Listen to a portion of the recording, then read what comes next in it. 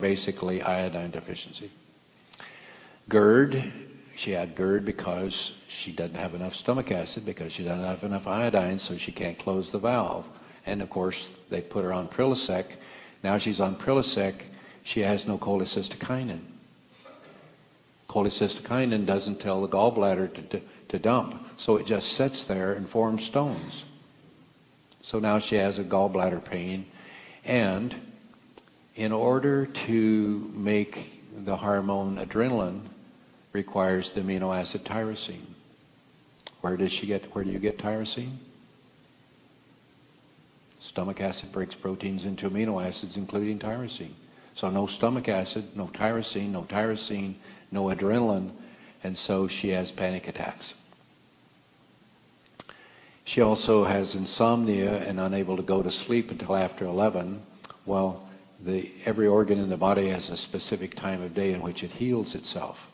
And so the parasympathetic system functions from up to about 9 o'clock, and then from 9 to 11 sympathetic. So if she's in a panic all the time, she won't be able to go to sleep until after 11 because she's stuck in sympathetic on. She's angry a lot and gets a divorce. Well, that relates to adrenaline. You know, the adrenal glands are two separate glands and should be thought of as two different glands. The outer part of the gland makes cortisol and aldosterone. Cortisol, of course, has to do with inflammation and blood sugar. Aldosterone has to do with systolic blood pressure because it controls the amount of sodium and thus water that you retain.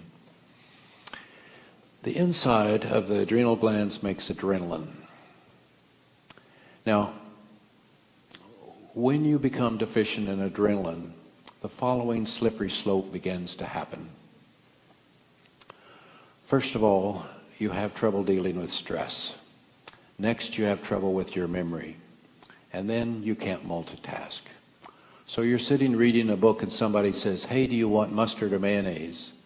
You become angry because they interrupted you. But you don't have enough mental horsepower to keep your mind attached to your book and to figure out which one you want. So you break free from your book, you decide whether you want mustard or mayonnaise, you go back to your book, and now you can't remember your place, so you're even more annoyed than you were before, to the point of anger. Then eventually it gets to where you can't stand any stimulus. So you hate loud music, you can't stand loud noises, you can't be around a rowdy crowd, and you can't be around people who are arguing.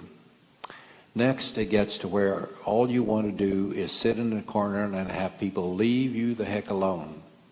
And then your sexual equipment quits working. All of that is due to lack of adrenaline. And so many people get on that slippery slope, and many of you here in this audience are somewhere on that slope. And the problem is that when you don't have enough adrenaline, and that every time somebody wants to interact with you, you get snippy at them or even yell at them.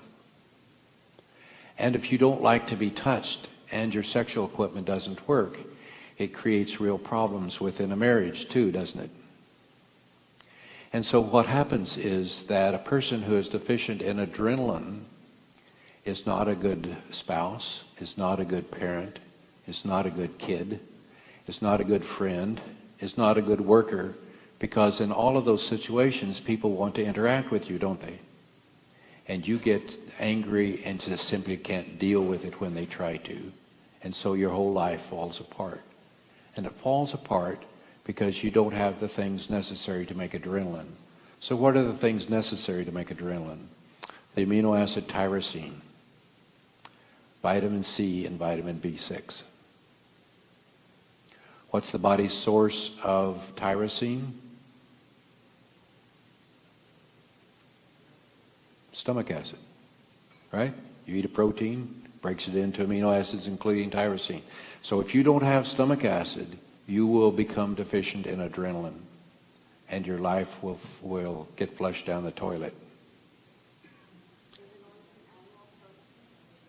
Any protein. So I see this day in and day out in my office. People come in, and they usually don't talk about exactly what I just told you. But I have a questionnaire that I give everybody, and if you want to take the hormone questionnaire, it's on my website, tenantinstitute.com. Go to where it has registration papers, and within that is the hormone questionnaire, and you can score it. Any score over 20 means you're likely deficient in that hormone. But people come in and I see a high score on their adrenaline questionnaire, and I start saying to them what I just said to you. This is what happens when you don't have enough adrenaline, and the tears start coming down their eyes, because usually this is the first time that anybody has recognized what they're going through, and that anybody has said, this is not because you're emotional, you're emotional weakling. This is because you don't have adrenaline, and it's easy to fix. Tyrosine, vitamin C, vitamin B6 for a few months while we get your stomach acid going again. You get your life back. So it's very powerful to understand the role of stomach acid in health and disease.